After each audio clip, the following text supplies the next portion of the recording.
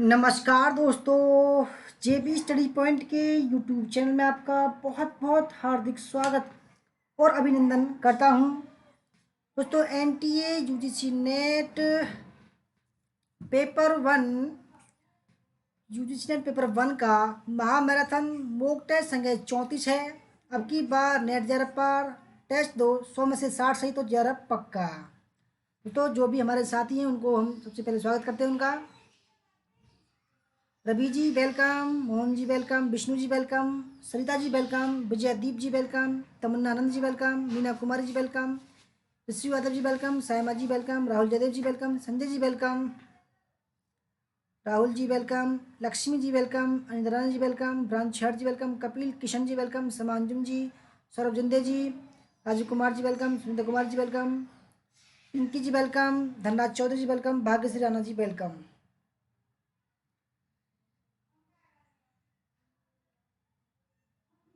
तो दोस्तों आइए शुरू करते हैं बिना किसी देरी के। ठीक है, आवाज़ में कोई दिक्कत तो नहीं है, बता देना कि आवाज़ मैं एक बार चेक कर लूँ।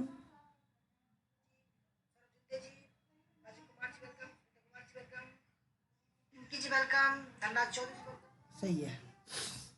हाँ दोस्तों, शुरू करते हैं। हमारा नाम देव कुमार, पीएचडी इतिहास, एक बार जेआरएफ 4 बार नेट पास। ठीक है, हमारा नंबर 8755475312।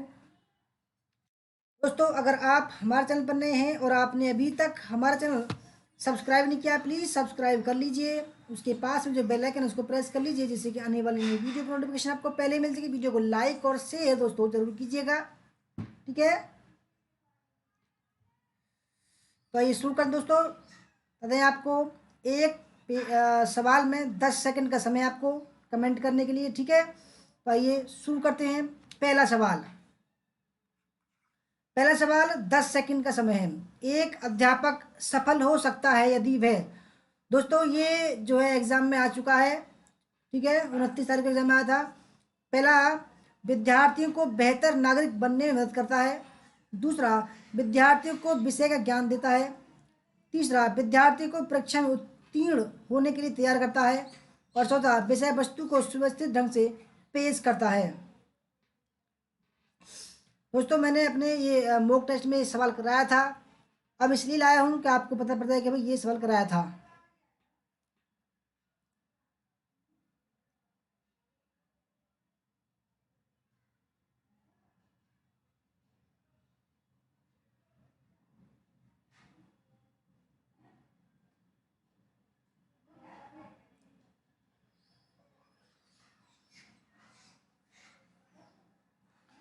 दोस्तों, आपको 10 सेकंड का समय है कमेंट करने के लिए। ठीक है,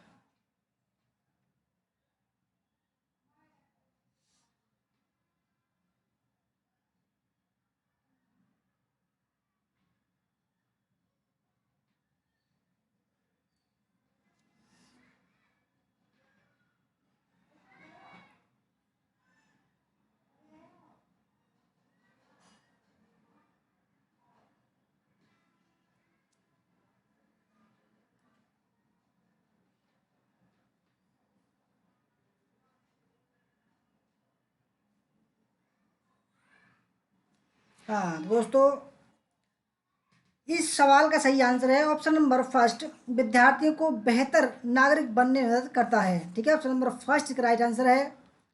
दूसरा सवाल, अनुसंधान की समस्या का चुनाव निम्नलिखित में से किस दृष्टिकोण से होता है? शोधार्थी की रुचि, आर्थिक सहायता, सामाजिक प्रासंगिकता, ऑप्शन नंबर 4 संबंधित साहित्य की उपलब्धता।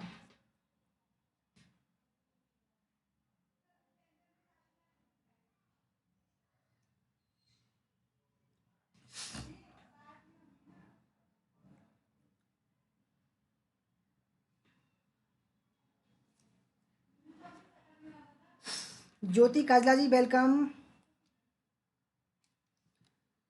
अनुसंधान की समस्या का चुनाव निम्नलिखित में से किस दृष्टिकोण से होता है? दोस्तों, सही आंसर है इसका, अगर दोस्तों अनुसंधान जो करता है शोधार्थी, अगर रुचि उसकी है दोस्तों, उसका दृष्टिकोण। ठीक है, ऑप्शन नंबर फर्स्ट शोधार्थी की रुचि। ठीक है, ऑप्शन नंबर फर्स्ट इसका राइट आंसर है। तीसरा सवाल, अध्यापक के लिए निम्नलिखित विशेषताओं या गुण में से कौन सी सर्वाधिक अनिवार्य है? पहला ऑप्शन है वह विद्वान व्यक्ति होना चाहिए, दूसरा वह सुवेशभूषा में होना चाहिए, तीसरा उसमें धैर्य होना चाहिए और चौथा वह अपने विषय में निपुण होना चाहिए। मीना कुमारी जी वेलकम।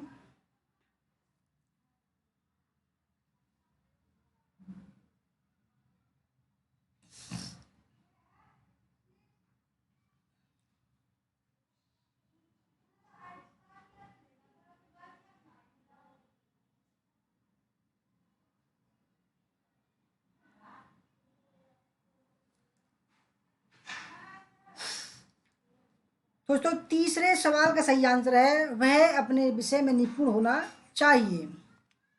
चौथा सवाल आपके सामने, शिक्षक जब अपने विद्यार्थी के साथ संप्रेषण करता है तो क्या महत्वपूर्ण होता है? दोस्तों ढंग से समझना है। Shiv Kumar ji welcome, good evening. पहला समानुभूति, तदनुभूति, उदासीनता और विद्वेष।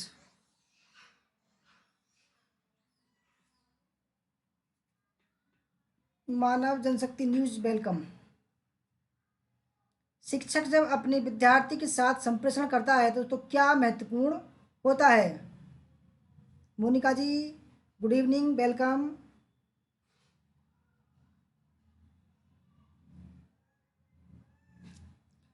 दोस्तों सही आंसर है तदनुभूति।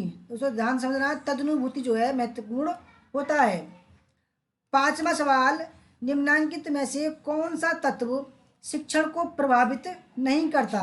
ठीक है, कौन सा तत्व जो है शिक्षण को प्रभावित नहीं करता? पहला, कक्षा की ऐसी गतिविधियां जो सीखने को प्रोत्साहित करती हैं, दूसरा शिक्षकों और विद्यार्थियों की सामाजिक आर्थिक पृष्ठभूमि, तीसरा अनुभव द्वारा सीखना, चौथा शिक्षक का ज्ञान।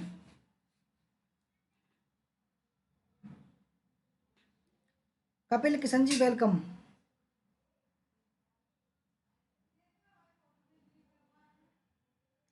Sanju Verma ji good evening welcome. Amita Srivastava ji welcome, नमस्ते।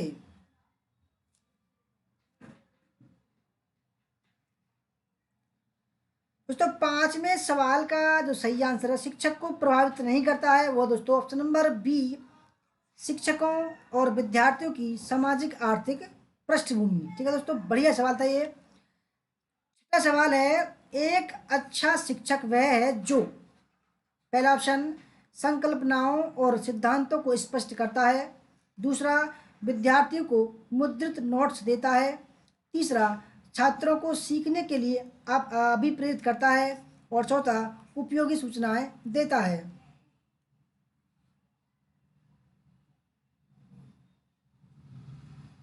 कपिल किशन जी गुड इवनिंग। एक अच्छा शिक्षक वह है जो, दोस्तों सारे ही सवाल एकदम बढ़िया हैं, ऐसी बात नहीं है, इतने हार्ड नहीं है कि आप कर नहीं सको, क्योंकि दोस्तों आपने एग्ज़ाम की तैयारी फुल कर ली है।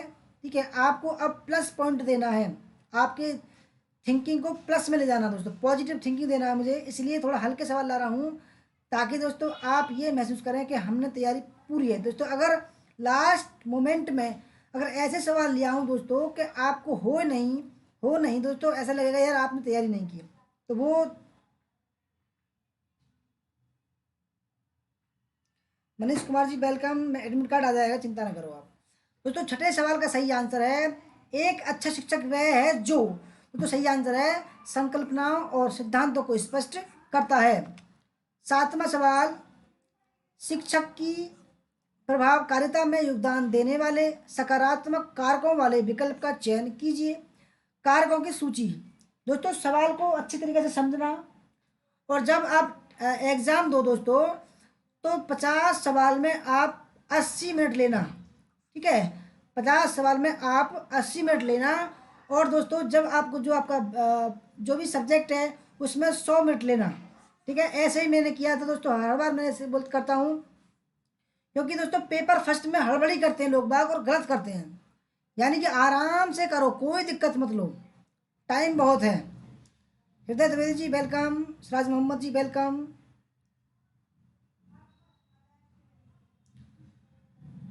तो दोस्तों 7वें सवाल का पहला जो ऑप्शन है, अध्यापकों को विषय का ज्ञान, अध्यापक की सामाजिक आर्थिक पृष्ठभूमि, अध्यापक का संप्रेषण कौशल, चौथा है विद्यार्थियों को संतुष्ट करने की अध्यापक की योग्यता, और पांचवा विद्यार्थियों के साथ अध्यापक का व्यक्तिगत संपर्क, छठा कक्षा संव्यवहार के संचालन और अनुसरण में अध्यापक की क्षमता।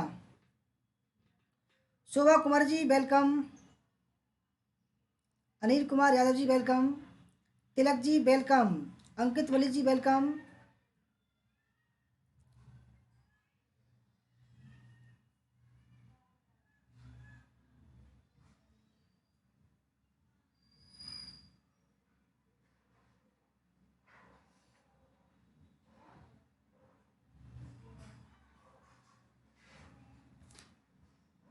तो 7वें सवाल का सही आंसर है ऑप्शन नंबर डी, यानी कि पहला अध्यापक को विषय का ज्ञान होना चाहिए, ठीक है, अध्यापक का संप्रेषण कौशल होना चाहिए, और नंबर 6 कक्षा संव्यवहार के संचालन और अनुसरण में अध्यापक की क्षमता होनी चाहिए। 8वां सवाल, कोई अध्यापक कक्षा में अपनी प्रस्तुति के समर्थन में बहुत से सकारात्मक और नकारात्मक उदाहरण प्रस्तुत करता है या करती है, यह शिक्षण के किस स्तर से संबंधित है? पहला स्वायत्त विकास स्तर, स्मृति स्तर, अवबोध स्तर और चिंतन स्तर। परमजीत कौर जी वेलकम।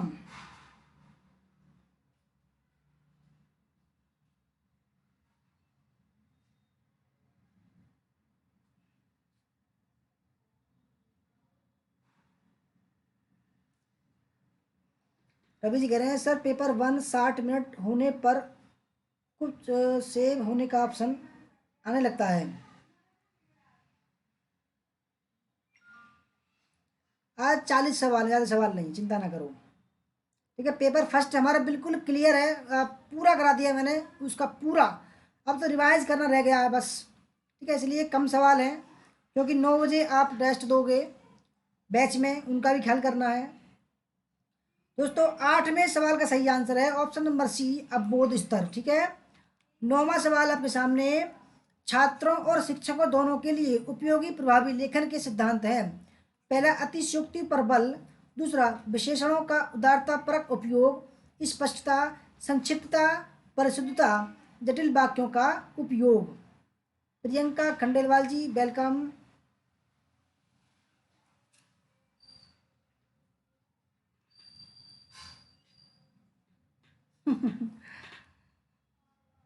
विष्णु जी दादा वीडियो आएगा, चिंता ना करो आप, कल को ज़्यादा वीडियो लो, कल को ज़्यादा वीडियो आएगी, ठीक है, 3 या 3:30 बजे से आएगी, ठीक। आप खुश रहो। दोस्तों 9वें सवाल का जो सही आंसर है वो है ऑप्शन नंबर सी। दोस्तों सारे ही सवाल मैंने करवा दिए हैं, ठीक है, ये दोबारा लाए जा रहे हैं ताकि आपको रिवाइज हो जाए बस, ठीक है। दोस्तों सही आंसर इसका स्पष्टता होना चाहिए, ठीक है, स्पष्ट होना चाहिए, संक्षिप्तता होना चाहिए दोस्तों, और ऑप्शन नंबर ई परिशुद्धता होना चाहिए, ठीक है। 10वां सवाल, शिक्षक छात्र संबंधों के संदर्भ में निम्न में से कौन सी बात सही है? पहला बहुत अनौपचारिक तथा निकट, दूसरा कक्षा कक्ष तक सीमित, तीसरा सद्भावना तथा सम्मानपूर्ण, और चौथा है उदासीन। शिक्षक छात्र संबंधों के संदर्भ में निम्न में से कौन सी बात सही है?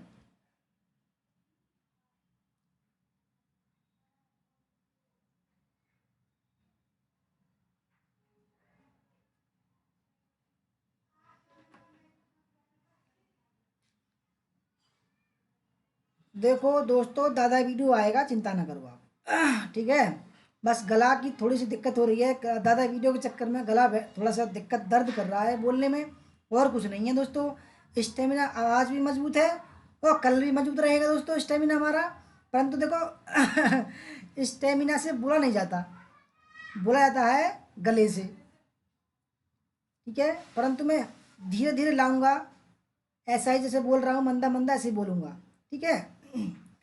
दोस्तों 10वें सवाल का सही आंसर है ऑप्शन नंबर सी, सद्भावना तथा सम्मानपूर्ण। 11वां सवाल आपके सामने, प्रभावी शिक्षण निम्नलिखित में से क्या है? शिक्षक का संतोष, शिक्षक की ईमानदारी और प्रतिबद्धता, शिक्षक का छात्रों को पढ़ाना और समझाना। और चौथा, व्यावसायिक श्रेष्ठता के प्रति शिक्षक की रुचि। प्रभावी शिक्षण, इफेक्टिव टीचिंग, निम्नलिखित में से क्या है?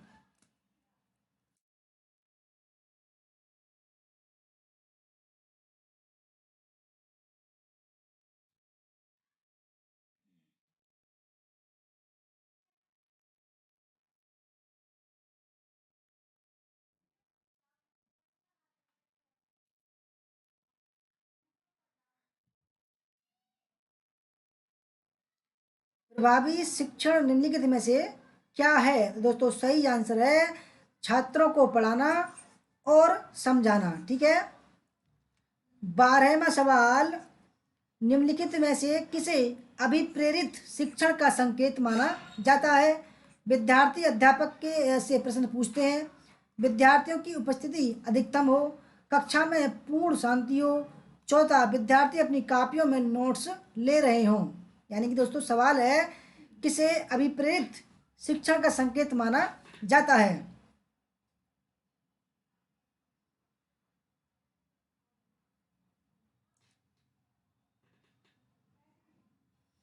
सायमा जी डरो नहीं भाई, आपको इतना इतना मैटर दिया है, इतना मैटर दिया है, इतना वीडियो कराई है, इतनी टेस्ट लिए हैं, फिर भी डर रहे हो आप? अरे भाई कमाल कर दिया। सायमा जी चिंता ना करो, आपका भाई साथ है। ठीक है। और आप इतनी मेहनत कर रहे हैं, कुदरत आपके साथ है। देखो आपके हस्बैंड जो है कोरोना पॉजिटिव हो गए थे, आपने इतनी मेहनत की है अपने हस्बैंड के लिए, वो भी बेचारे सही हो गए। और देखो आपकी हम कदर करते हैं, बिल्कुल नहीं डरना, हम हैं आपके पास में।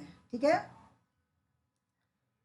दोस्तों, 12वें सवाल का सही आंसर है ऑप्शन नंबर फर्स्ट, विद्यार्थी अध्यापक से प्रश्न पूछते हैं। 13वां सवाल, शिक्षण के दौरान विद्यार्थियों की अधिकतम सहभागिता किसके द्वारा संभव है? व्याख्यान पद्धति, निर्देशन पद्धति, आज्ञानात्मक पद्धति और पाठ्य पुस्तक पद्धति। दोस्तों आज फ़ोन आया, मैं बताऊं तो बिहार के एक हमारे वीडियो देखते हैं, ब्लाइंड पर्सन हैं, उनके भाई बोल रहे थे कि सर आप हमारे भाई के साथ जाइए पेपर दिलाने।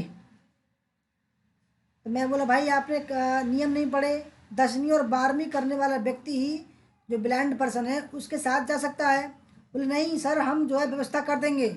मैंने कहा यार ऐसा कैसा हो जाएगा?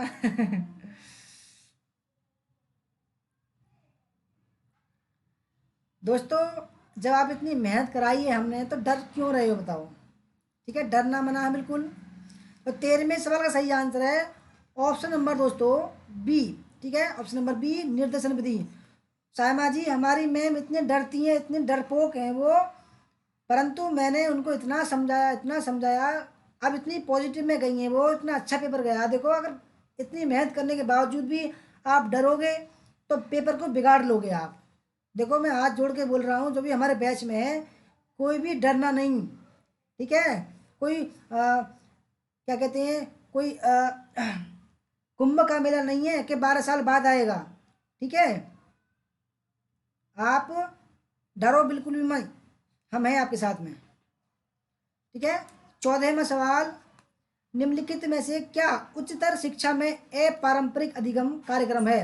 स्वयं, आमने सामने शिक्षण अधिगम, ट्यूटोरियल या सेमिनार?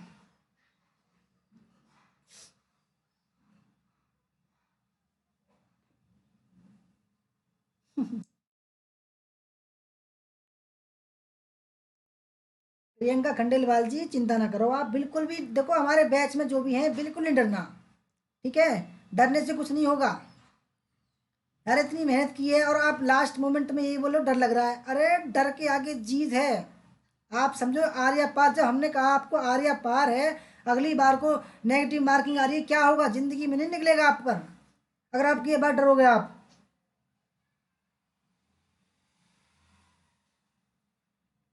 बिल्कुल नहीं डरना कोई भी हमारे सामने। ठीक है, तो 14वें सवाल का तो सही आंसर है ऑप्शन नंबर फर्स्ट, स्वयं।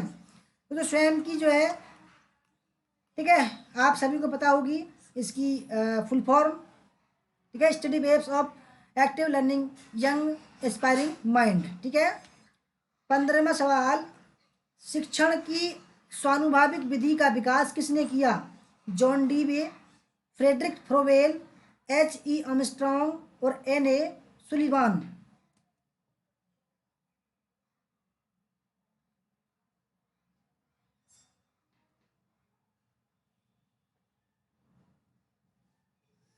दोस्तों डरना मना है, देखो डरने से कुछ नहीं होता है। आपको देखो इतनी पकड़ मजबूत बन गई है, आप डर कर उसको छोड़ दोगे उस पकड़ पकड़ को, तो फायदा क्या है बताइए? कोई नेट का एग्जाम है, कोई कोई भगवान नहीं है यार, आप इतना डरते हो यार नेट से एग्जाम से, कुछ नहीं है। अरे मैं बोल रहा हूँ दोस्तों, इतनी आप अपने आप में इतना कॉन्फिडेंस रखो कि दोस्तों आयोग डरेगा आपसे, इतनी मेहनत कराई मैंने आपको, आयोग डरेगा आपसे। यार मैंने आपसे कहा था कि आप जबरदस्ती जेआरएफ लाओगे छीन कर, चिंता क्यों करते हो आप? तो सही आंसर है, शिक्षण की स्वानुभाविक विधि का विकास किसने किया? Option number C.H.E. आर्मस्ट्रांग ने। 16वां सवाल, निम्नलिखित में से कौन सा असंभाव्यता प्रतिचयन कहलाता है? समूह प्रतिचयन, कोटा प्रतिचयन, व्यवस्थित प्रतिचयन और स्तरीकृत यादृच्छिक प्रतिचयन।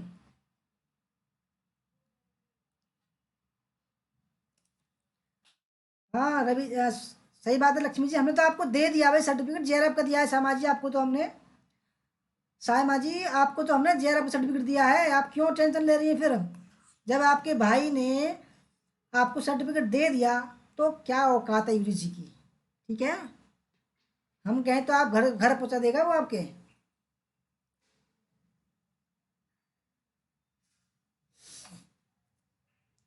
दोस्तों 16वें सवाल का सही आंसर है option number B.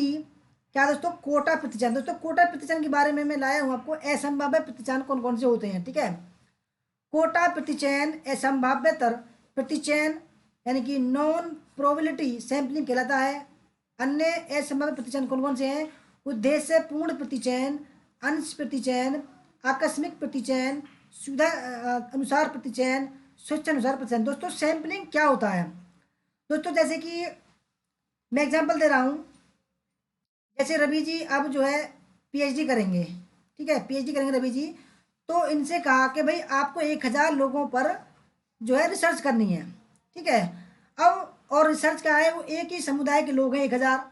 Ravi ji गए, ठीक है, रवि जी गए कि उन्होंने देखा भाई 1000 लोग एक ही समुदाय से हैं, ठीक है, और सभी की जो कंडीशन है एक ही है, तो सभी की समस्याएं एक ही हैं। तो रवि जी ने क्या कहा भाई, क्या करा कि 1000 लोगों में से 100 लोगों को बुलाया कि भाई सभी की कंडीशन सेम है, सभी की समस्या सेम है, तो जो है मैं 100 लोगों पर रिसर्च करता हूँ और उससे पता लगा लूंगा कि 100 से 100 लोगों पर सैम्पलिंग कर कर कि 1000 लोगों की समस्याएं क्या हैं, तो इसको बोलते हैं सैम्पलिंग, ठीक है? तो समझे कुछ?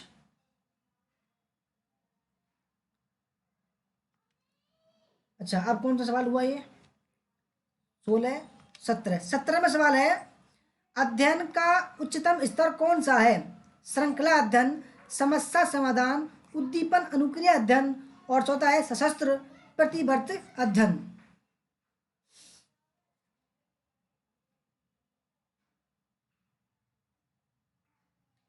संजू वर्मा जी तो डर किस बात का है? अरे निकाल दो आपके, ठीक है, इतनी मेहनत कराई है संजू वर्मा जी आपको, फिर भी आप ऐसी नेगेटिव बात कर रही हैं, बताइए क्या बात है? देखो गलत बात है सरासर।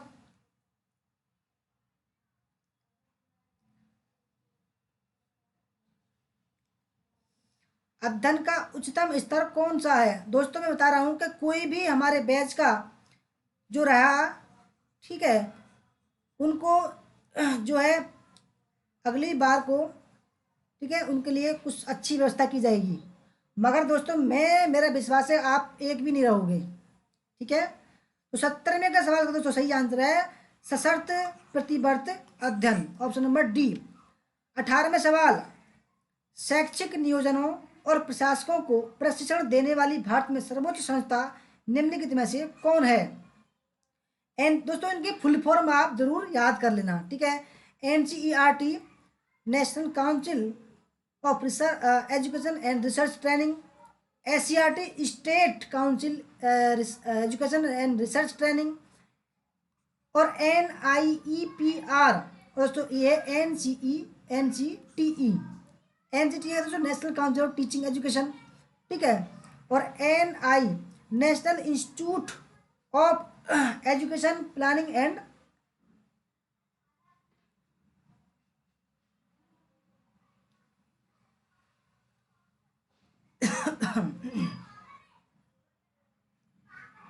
दोस्तों ये जो NIEPR है ये न्यूपा का पुराना, ये न्यूपा जो है NUPEPA,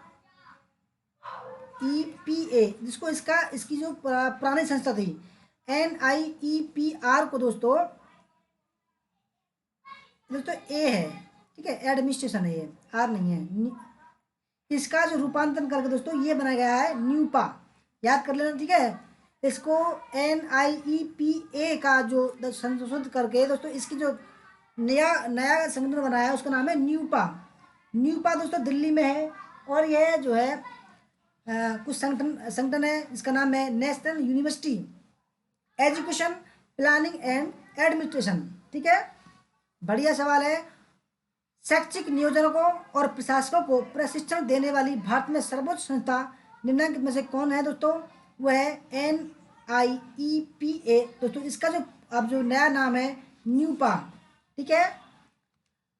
19वां सवाल, नीचे दी गई सूची में से एक प्रभावी शिक्षक की उन योग्यताओं को चिन्हित कीजिए जो व्यक्तिगत और अभिवृद्धि से संबंधित है। नियंत्रण की संस्कृति, संप्रेषण, प्रबंधन, आत्म सामर्थ्य, शिक्षक का उत्साह, संगठित और व्यवस्थित होना।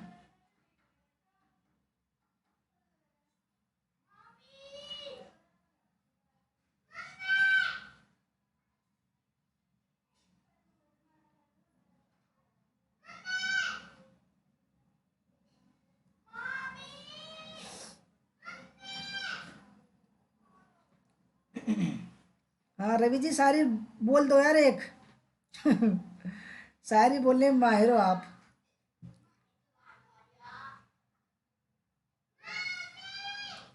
दोस्तों 19वें सवाल बहुत ही बढ़िया सवाल है।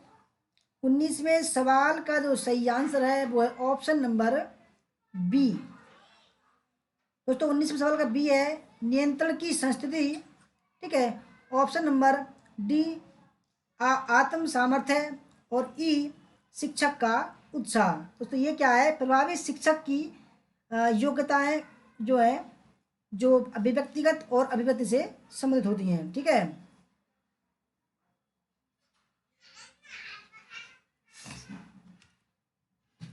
बीसवां सवाल है किस प्रकार के मूल्यांकन में अधिगमकर्ता की कमियों एवं कठिनाइयों की पहचान पर बल दिया जाता है? संकलनात्मक मूल्यांकन, अनुवर्ती मूल्यांकन, नैदानिक मूल्यांकन या मापन संदर्भित मूल्यांकन।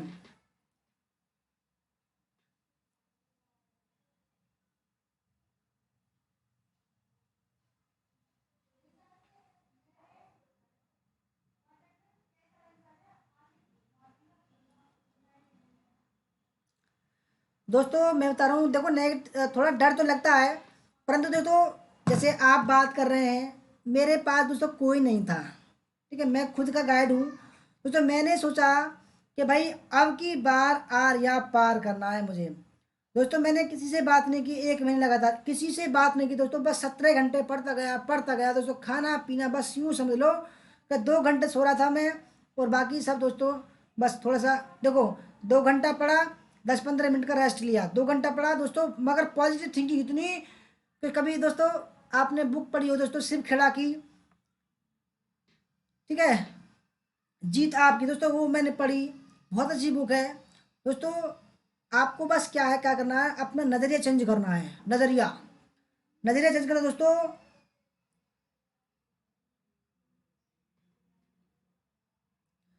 तो सही आंसर है इसका ऑप्शन नंबर सी, नैदानिक मूल्यांकन। दोस्तों नैदानिक, ठीक है। 21वां सवाल, मूल्यांकन के उस वर्ग की पहचान कीजिए जो विद्यार्थियों के शिक्षा काल के दौरान उनके सीखने की प्रगति को जांचने के लिए निरंतर फीडबैक देता है। स्थगन, नैदानिक, रचनात्मक और संकलात्मक।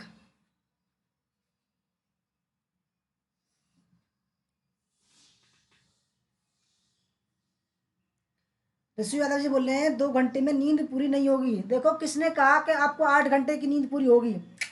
गलत बात है। जब आपका शरीर कह दे कि बस इतना सोना है, वो जो नींद पूरी होती है। ठीक है। लोग आके कहते हैं ना कि भाई 8 घंटे पढ़िए, अरे ये गलत बात है। 8 घंटे कौन कहता है 8 घंटे पढ़ो आप? सोना जितना शरीर कह दे उतना मानो। आप भी दोस्तों, मैं बताऊं आपको, 3 बजे सोता हूँ आपके लिए, मैं आज मैं 3 बजे सोता हूँ, और लगा लो मैं 8 बजे पढ़ता हूँ, आज भी 5 घंटे सो रहा हूँ, बताइए मैं। तो किसने कह दिया कि भाई आप 8 घंटे सो? तो 21वें सवाल का सही आंसर है रचनात्मक। दोस्तों रचनात्मक। 22वां सवाल, निम्नांकित में से कौन सा विकल्प आधारित क्रेडिट पद्धति का सर्वोत्तम लाभ लाभ है? यानी कि दोस्तों choice based credit system, CBCS जो है, पहला ऑप्शन है शिक्षा के फोकस का शिक्षक केंद्रित से छात्र केंद्रित हो जाना। दूसरा, कक्षागत उपस्थिति में सुधार।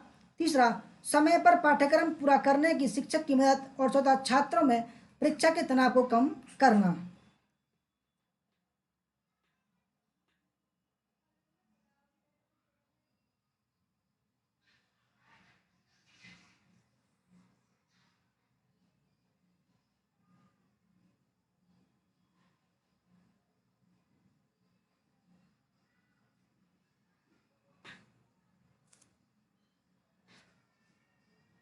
तो दोस्तों 22वें सवाल का सही आंसर है ऑप्शन नंबर फर्स्ट, शिक्षा के फोकस का शिक्षक केंद्र से छात्र केंद्रित होना। 23वां सवाल, थोड़ा तेज चलते हैं। लिखित सामग्री का सही मूल्यांकन निम्न में से किस पर आधारित नहीं होना चाहिए? भाषाई अभिव्यक्ति, तार्किक अभिव्यक्ति। तीसरा, जो पढ़ाया गया है उसे पूर्ण प्रस्तुत करने की क्षमता। चौथा है विषय का ज्ञान। लिखित सामग्री का सही मूल्यांकन निम्न में से किस पर आधारित नहीं होना चाहिए? दोस्तों कल हमारी हिस्ट्री की दादा वीडियो आएगी, ठीक है, दादा वीडियो आएगी कल, और कम से कम दोस्तों 3 घंटे की चलेगी। ठीक है। नाश्ता पानी सब लेके बैठना आप, ठीक है। हो सकता है 3 बजे आए या 4 बजे आए, ठीक है, मैं पहले लगा दूंगा, मैं आज से शुरू कर दूंगा बनाने के लिए।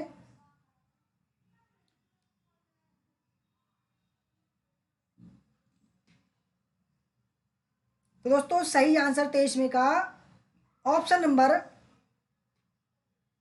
सी, जो पढ़ाया गया है उसे पूर्ण प्रस्तुत करने की क्षमता। ठीक है। 24वां सवाल, निम्नलिखित वक्तव्यों में से कौन सही है? पहला, पाठ्यक्रम पाठ्य विवरण का अंग है।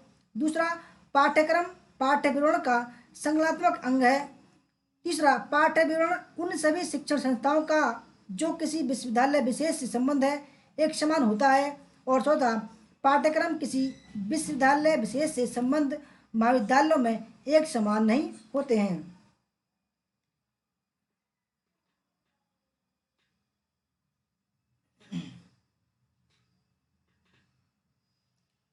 जी थोड़े से मिक्स भी होंगे, ऐसी बात नहीं है, थोड़े हल्के लेवल के होंगे, कुछ बीच के होंगे, कुछ अच्छे लेवल के होंगे, जो आपको पसीने उड़ा दे। ठीक है।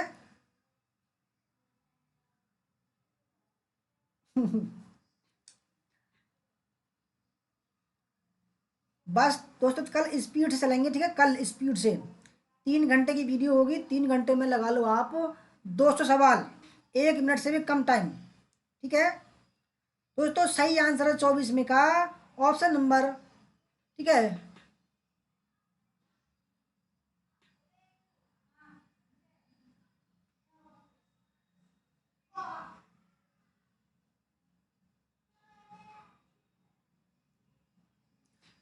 तो सही आंसर है ऑप्शन नंबर फर्स्ट, पाठ्यक्रम पाठ्यक्रम का अंग है। 25वां सवाल, निम्नलिखित कारकों की पहचान करें जो छात्रों के एकाडमिक प्रदर्शन पर प्रतिकूल प्रभाव डालते हैं। निम्न आत्म सामर्थ्य, ईश्वर में आस्था, राजनीति के प्रति उदासीन दृष्टिकोण। चौथा है शिक्षकों का छात्रों से निम्न प्रत्याशा।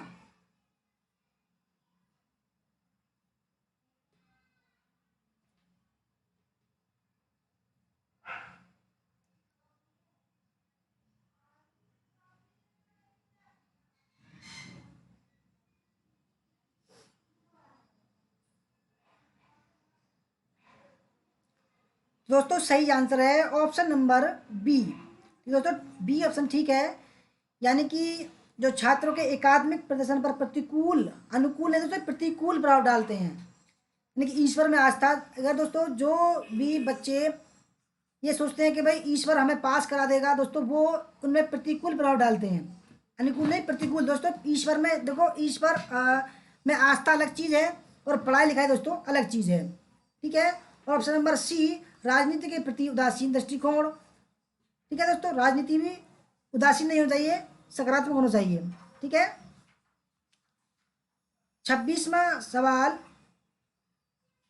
निर्माणात्मक मूल्यांकन का लक्ष्य है। पहला, विद्यार्थी को अगले स्तर तक बढ़ाना। दूसरा, सतत फीडबैक प्रदान, विद्यार्थी अधिगम की निगरानी।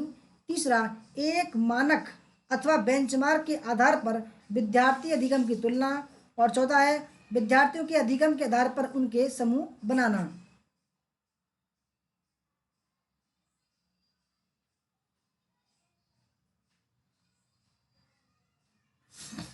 दोस्तों कल जो वीडियो होगी वो हमारे ग्रुप के मोड पर होगी, पब्लिक मोड पर नहीं होगी, क्योंकि मैंने जो हिस्ट्री की क्लास थी उसमें बताया था कि अगर 50 कमेंट आए तो दोस्तों हम पब्लिक मोड में लाएंगे। परंतु दोस्तों 30 कमेंट आए कुल। फीडबैक यानी कि फीडबैक जो आया वो 30 कमेंट का आया था दोस्तों। आई एम सॉरी, क्योंकि दोस्तों आप जो है 70 लोग देख रहे थे उस टाइम पर जब मैंने कहा था भाई फीडबैक ज़रूर देना। परंतु दोस्तों आपके पास में 5 सेकंड नहीं है हमें फीडबैक देने के लिए। दोस्तों हमारे पास में भी आपके लिए कोई टाइम नहीं है। ठीक है, बुरा मानो चाहे भला मानो। ठीक है, क्योंकि हमारे भी स्टूडेंट हैं, ऐसी बात नहीं है। हम अपने स्टूडेंट के भले के लिए सोचें या आपके लिए सोचें, क्योंकि आपके पास में 5 सेकंड का टाइम नहीं है। तो दोस्तों कहते हैं ना कि भाई अगर टाइम दो, अगर करना है तो अपने बच्चों के लिए करेंगे ना हम। भाई एक तो हम पब्लिक मोड में चला रहे हैं और आपसे बोल रहे हैं भाई 5 सेकंड का टाइम मिले देना आप हमारे लिए और फीडबैक देना। आप दोस्तों फीडबैक देते नहीं हैं तो क्या फ़ायदा है बताइए वीडियो वीडियो चलाने के लिए। दोस्तों इससे अच्छा ये है कि हमारे बच्चे हैं जो हमारे क्लास में, हमारे जो स्टूडेंट हैं उनको दें और वो ज्यादा करके दिखा दें, तो आपको भी ये तो होना चाहिए। तो 26वें सवाल का सही आंसर है ऑप्शन नंबर बी, सतत फीडबैक प्रदान, विद्यार्थी अधिगम की निगरानी। 27वां सवाल, विद्यार्थियों द्वारा शिक्षकों के मूल्यांकन के मुख्य उद्देश्य हैं। पहला, विद्यार्थियों की कमजोरियों के बारे में जानकारी एकत्र करना। दूसरा, शिक्षक को शिक्षण कार्य गंभीरता से लेने का संदेश देना। तीसरा, शिक्षक की नवीन विधियों अपनाने में शिक्षकों की सहायता करना। और चौथा, शिक्षक के गुणों में और अधिक सुधार के क्षेत्रों की पहचान करना। दोस्तों मैंने कुछ बच्चे ऐसे देखे हैं कि पूरे यूट्यूब में घूमते हैं, ठीक है, और हमारे यहाँ भी आते हैं, वो ऐसी बात नहीं है। परंतु हमारे यहाँ दोस्तों वो फीडबैक नहीं देते हैं। उनके यहाँ ऐसे करते हैं जैसे कि उनको दूसरे चैनल वाले भगवान समझते हैं, उनको भगवान समझ समझ लेते हैं वो।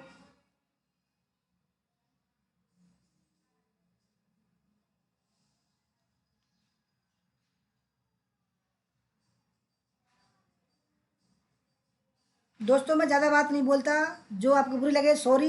दोस्तों बस हमारा आप रिजल्ट देखना, पहला बैच का जो हम कितनी मेहनत कर रहे हैं, बैच में भी वैसे भी। दोस्तों मैं तो चाहता हूँ कि भाई कुछ दिन बचे हैं, आपका कुछ भला हो जाए, परंतु आप चाहते नहीं है कि आपका भला हो। भाई कमेंट आपके, क्योंकि आपके पास में दोस्तों 5 सेकंड ही नहीं है हमारे लिए। तो 27 सवाल का सही आंसर दोस्तों ऑप्शन नंबर बी। ठीक है, पहला विद्यार्थी की कमजोरी के बारे में जानकारी एकत्र करना। दूसरा ठीक है, शिक्षक को शिक्षण कार्य गंभीरता से लेने का संदेश देना। और तीसरा, शिक्षक की नवीन विधियां अपनाने में शिक्षकों की सहायता करना। दोस्तों सभी के कमेंट पढ़ता हूं, ऐसी बात नहीं है, फीडबैक जो देता है। 28वां सवाल है, विद्यार्थियों की अकादमिक सफलता के लिए निम्नलिखित में से कौन न्यूनतम रूप में महत्वपूर्ण है। संज्ञानात्मक सक्षमता, भावनात्मक, विधिक और सामाजिक।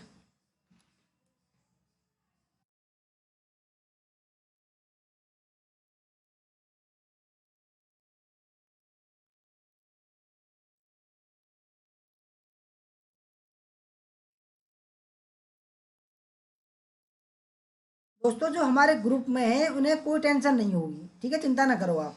जो हमारे ग्रुप में है वो भी बोल रहे हैं कि हमने दिया था। अरे आपने दिया था वो पता है मुझे। दोस्तों विद्यार्थियों की अकादमिक सफलता के लिए निम्नलिखित में से कौन न्यूनतम रूप में महत्वपूर्ण है, तो सही आंसर है ऑप्शन नंबर सी, ये कम से कम महत्वपूर्ण है।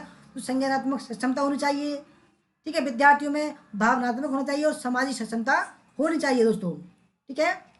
29, अधिगमकर्ताओं की निम्नलिखित में से कौन सी विशेषता शिक्षण की प्रभावत्मकता से अत्यंत रूप से संबंधित है? पहला, परिवार का आकार जिसका अधिगमकर्ता एक अंग है। दूसरा, अधिगमकर्ताओं का पूर्व अनुभव।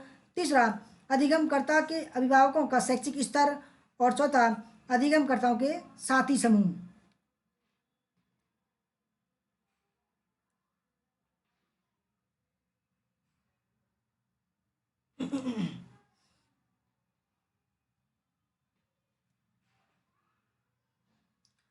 दोस्तों चलो आप बता रहे हो तो मैं बता रहा हूँ किसने किसने फीडबैक दिया है। विकास यादव जी, संजय कुमार जी, अनिमा कुमारी जी, पूनम देवी जी, कपिल किशन जी, अनिता राणा जी, धनराज चौधरी जी, समांजुम जी, परमजीत कौर जी नहीं है, सुनील कुमार जी ने दिया है, समर खन्ना जी ने दिया है, राजू जी ने दिया है, ज्योत्सना मेहतो जी, बीना रानी जी, सबीबा खान जी, सुनीता कुमारी जी, संजू वर्मा जी, सेनापति जी ने दिया है हमारे ने, ऋषु यादव जी ने दिया है, मोनिका जी ने दिया है, ज्योति काजल जी ने दिया है, पुष्पेंद्र कुमार मौर्य जी ने दिया है, दीपक जी ने, लक्ष्मी जी ने दिया है, संतन भास्कर जी ने, मोहन शर्मा जी ने, चिंतामणि तिलगम जी ने, कर्ण पाड़े जी ने, प्रिया कल्याणकर जी ने, अर्पणा सिन्हा ने, हिमांशु शर्मा जी ने, तमन्ना आनंद ने, जयपाल सिंह, डॉक्टर डी के क्लासेस ने दिया है, ब्रांच छठ जी ने दिया है, नीलम जी ने दिया है, सुनील सर थैंक्स ये इन्होंने दिया है, ज्योति बब्बर जी ने दिया है, मयंक सरावत, रवि जी, राहुल जयदेव जी, मीना कुमारी जी,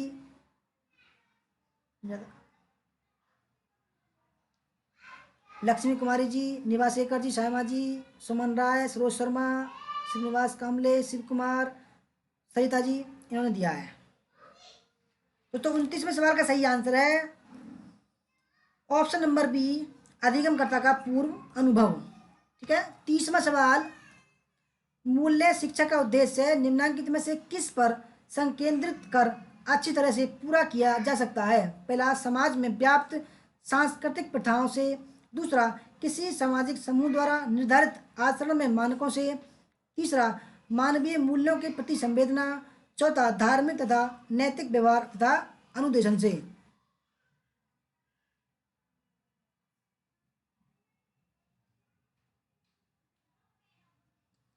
मूल्य शिक्षा का उद्देश्य निम्नलिखित में से किस पर संकेंद्रित कर अच्छी तरह से पूरा किया जा सकता है?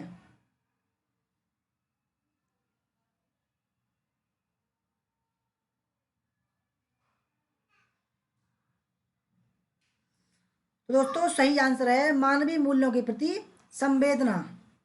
31, मूल्य शिक्षा प्रदान करने का सर्वोत्तम तरीका है।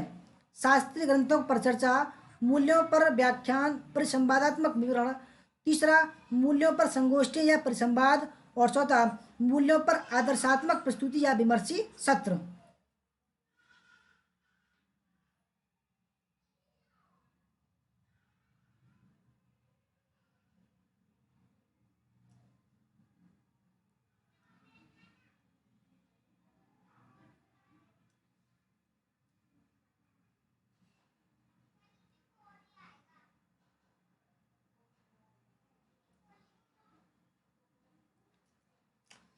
डॉक्टर सदैव हुड्डा जी वेलकम।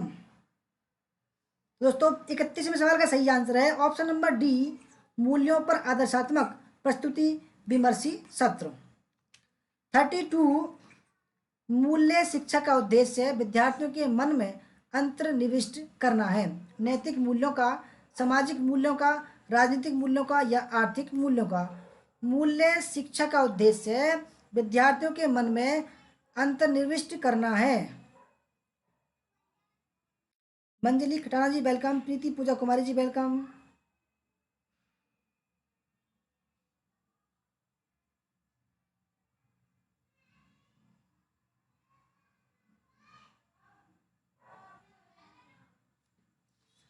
तो 32 का जो सही आंसर है ऑप्शन नंबर फर्स्ट है नैतिक मूल्यांकन। 33, अभिवृत्ति, संकल्पना, कौशल तथा ज्ञान उपज है सीखने की प्रक्रिया का शोध का, वंशानुगतता का या व्याख्या का?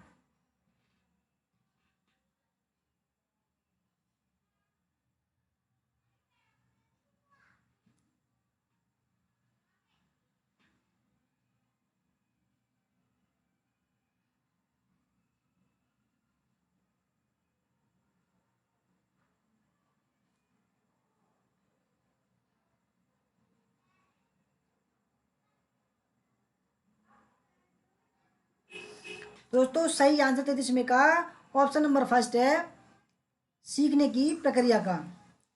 34वां सवाल, निम्नलिखित में से कौन सी शिक्षण पद्धति अप्रत्यक्ष अधिगम को बढ़ावा देगी?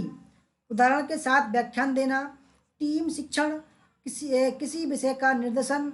चौथा है प्रतिभाग आधारित परियोजनाएं।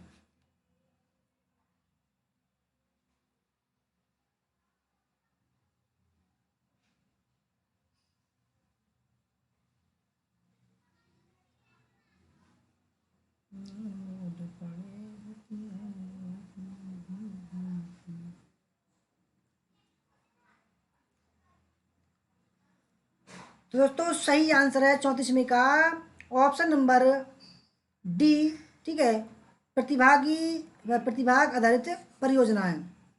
तो ये जो परियोजना होती हैं शिक्षण पद्धति अप्रत्यक्ष अधिगम को बढ़ा देती हैं। ठीक है, और जबकि डायरेक्ट प्रत्यक्ष को बढ़ा देते हैं। तो उदाहरण के साथ व्याख्यान देना, टीम शिक्षण और किसी विषय का निर्देशन, दोस्तों ये प्रत्यक्ष अधिगम को बढ़ावा देती हैं। 35, शिक्षण अधिगम परिप्रेक्ष्य में किसी मूल्यांकन के नतीजे शिक्षकों के लिए अनेक प्रकार से उपयोगी होती हैं। निम्नलिखित में से शिक्षक के लिए क्या सर्वाधिक महत्वपूर्ण उपयोग क्या है? पहला, अनुदेश योजना बनाने में और अपनाई गई शिक्षण रणनीति की प्रभावशीलता का पता लगाने में उपयोग। दूसरा, छात्रों की अध्ययन रुचियों के बारे में जानकारी प्राप्त करना। दूसरा, यानी कि तीसरा, छात्रों के अन्य संस्थानों में प्लेसमेंट के बारे में निर्णय लेने के लिए मूल्यांकन नतीजे का उपयोग। और चौथा, छात्रों पर कुछ प्रभावों की पहचान करने में मूल्यांकन नतीजे का उपयोग।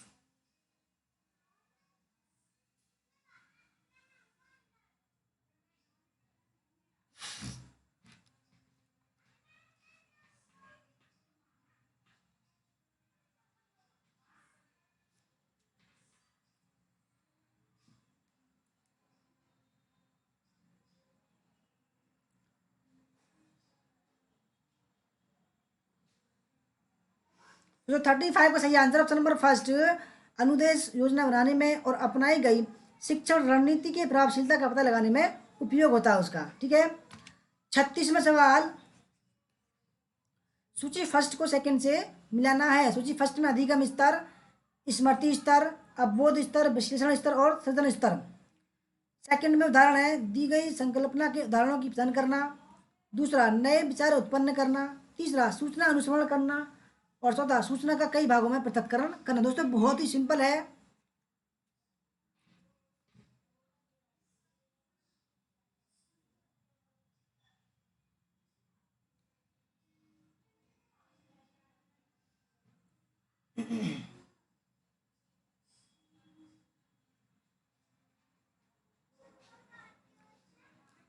दोस्तों हमने अपने JB स्टडी पॉइंट से जो बच्चे पास होंगे, हमारे जो साथी, उनके लिए तो सर्टिफिकेट की व्यवस्था की है। अगर कोई भी साथी जो हमारे बैच में नहीं है और जो तैयारी कर रहे हैं लगातार, दोस्तों वो बता दें। मेरा नंबर है 8755475312। दोस्तों जो भी तैयारी कर रहे हैं वो हमारा नंबर है, संपर्क करें दोस्तों। ठीक है, हम उनको सर्टिफिकेट देंगे पहले ही। ठीक है दोस्तों, कैसी तैयारी कर रही है उनकी, चल रही है उनकी। और दोस्तों अगर जो भी पास होंगे हमारे, यानी कि दोस्तों ऐसा ना हो कि भाई चारों तरफ से तैयारी कर रहे हो। देखो कुछ तो होते हैं दोस्तों, ऐसा है कि हमारे से ही तैयारी कर रहे हैं, हमारे वीडियो को देखकर। दोस्तों केवल उनके लिए बोल रहा हूँ, ऐसा ना हो दोस्तों सभी पूरे यूट्यूब में घूम रहे हैं तैयारी, उनके लिए दोस्तों सर्टिफिकेट नहीं है हमारे लिए। ठीक है, जो हमसे तैयारी कर रहे हैं, केवल जो हमारे बैच में है वो तो उनको दे ही रहे हैं। जो हमारे बैच से जुड़कर यूट्यूब से तैयारी कर रहे हैं उनके लिए दोस्तों हम सर्टिफिकेट की व्यवस्था कर रहे हैं। हमारा नंबर है, संपर्क करें दोस्तों। आपको बस एक फोटो भेजना है और अपना जो है पता भेजना है। ठीक है, बाकायदा दोस्तों बेहतरीन तरीके से सर्टिफिकेट देंगे हम आपको। ठीक है, और मैं दोस्तों मैं देखता हूँ कौन कौन हमसे जुड़ना चाहते हैं। ठीक है, क्योंकि बहुत सारे लोग हैं, मैं देखता हूँ भाई कौन देंगे अपने फोटो वगैरह, और जो है क्योंकि उनकी वीडियो बनाई जाएगी फिर कि भाई ये पास हुए, अगर वो पास होंगे तो 36वें सवाल का सही आंसर दोस्तों ऑप्शन नंबर डी, यानी कि दोस्तों स्मृति स्तर, सूचना का अनुस्मरण करना, अवबोध स्तर ऑप्शन नंबर ए, दी गई संकल्पना के उदाहरण की पहचान करना, विश्लेषण स्तर ऑप्शन नंबर चार, सूचना का कई भागों में पृथक्करण, और सृजन माने निर्माण करना दोस्तों, नए विचारों का उत्पन्न करना। 37 स्वयं क्या है, SWAYAM, स्वयं क्या है, गैर सरकारी संगठन। दूसरा, शिक्षा के सिद्धांतों की प्राप्ति के लिए डिजिटल कार्यक्रम। तीसरा, ऑनलाइन प्लेटफॉर्म। चौथा, वेबसाइट का नाम।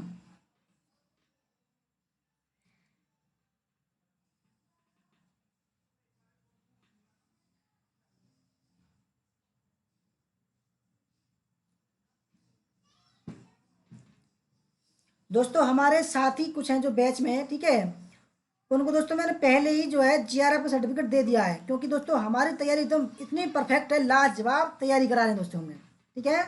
तो उनको GRF सर्टिफिकेट पहले दे दिया दोस्तों, अब देखते हैं वो हकीकत में बदलते हैं, ठीक है।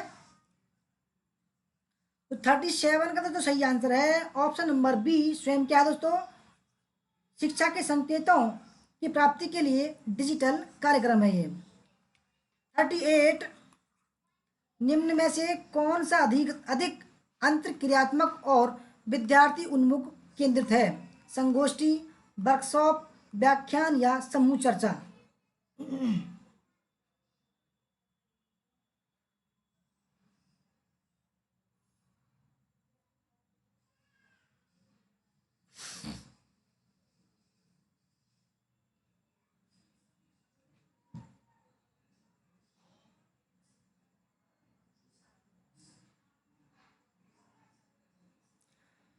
दोस्तों देखो, ये हमारी जो क्या नाम है, नीलम, नीलम है, ये राजस्थान की है दोस्तों। इन्होंने दोस्तों हमारे वीडियो को देखकर ही नेट पास किया था पहले, ये हमारे बीच में है अब, ठीक है।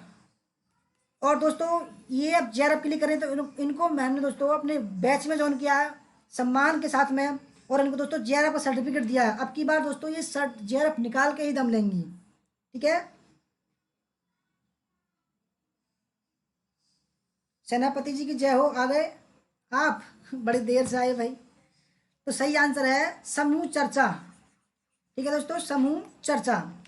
39, माइक्रो शिक्षण छात्र अध्यापकों के लिए किस अवधि में सबसे प्रभावशाली होता है, शिक्षण अभ्यास के दौरान, शिक्षण अभ्यास के बाद, शिक्षण अभ्यास से पहले, या उपयुक्त में से कोई नहीं। माइक्रो शिक्षण छात्र अध्यापकों के लिए किस अवधि में सबसे प्रभावशाली होता है।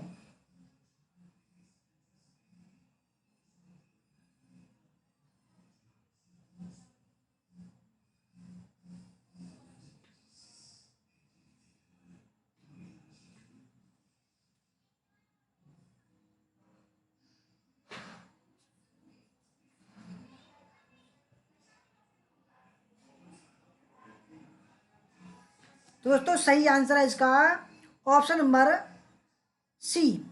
दोस्तों शिक्षण जो है, देखो समझो इस बात को, माइक्रो टीचिंग क्या होती है। माइक्रो टीचिंग दोस्तों, जब हम मास्टर बन जाते, शिक्षक बन जाते हैं दोस्तों, जब हम BEd वगैरह करते हैं, ठीक है, तो क्या कराते हैं कि BEd बनने के बाद, करने के बाद दोस्तों मास्टर बनते हैं हम, ठीक है। उससे पहले दोस्तों हम पढ़ाना सिखाते हैं उसमें, ठीक है। तो उसमें क्या करते हैं, शिक्षण अभ्यास से पहले, शिक्षण अभ्यास से पहले दोस्तों, ठीक है, शिक्षण माना दोस्तों आप पढ़ाना, ठीक है। तो उससे पहले जो है हमको कराते हैं भाई, जो मास्टर वगैरह कराते हैं, चेक करते हैं कि भाई कैसे पढ़ाओगे आप, तो उससे पहले दोस्तों, ठीक है, तो करवाते हैं, शिक्षण अभ्यास से पहले करवाते हैं, ठीक है। और 40वां सवाल है, शिक्षण प्रभावकारिता को प्रभावित करने वाला एक सर्वाधिक शक्तिशाली कारक किससे संबंधित है। पहला, देश की सामाजिक व्यवस्था से। दूसरा, समाज की आर्थिक स्थिति से। तीसरा, विद्यमान राजनीतिक व्यवस्था से। और चौथा, शैक्षणिक व्यवस्था से।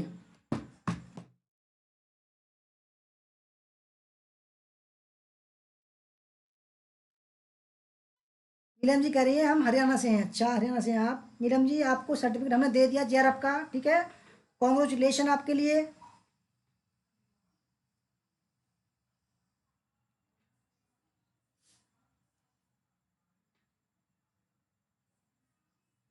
दोस्तों शायद आपने पहला इंसान देखा होगा कि जो अभी नेट का रिजल्ट आया नहीं है और हमने दोस्तों आपको जेआरएफ का सर्टिफिकेट दे दिया।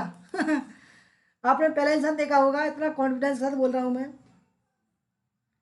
दोस्तों सही आंसर 40 में का ऑप्शन नंबर डी, शैक्षणिक व्यवस्था से। तो दोस्तों कैसी लगी आपको वीडियो हमारी? अच्छी लगी हो तो लाइक करना दोस्तों, शेयर करना, ठीक है। 34 में था दोस्तों, ठीक है।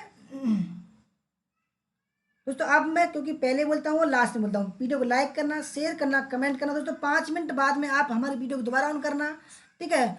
और दोस्तों फीडबैक जरूर देना कि कितने आपके सही निकले और हमारी वीडियो कैसी लगी आपको। तो दोस्तों धन्यवाद। जय हिंद, जय भारत, वंदे मातरम, ठीक है। तो दोस्तों मिलते हैं कल हिस्ट्री की वीडियो के साथ में जिसका नाम होगा दादा वीडियो, ठीक है। धन्यवाद। जय हिंद, जय मातरम। तो 5 मिनट बाद फीडबैक जरूर देना।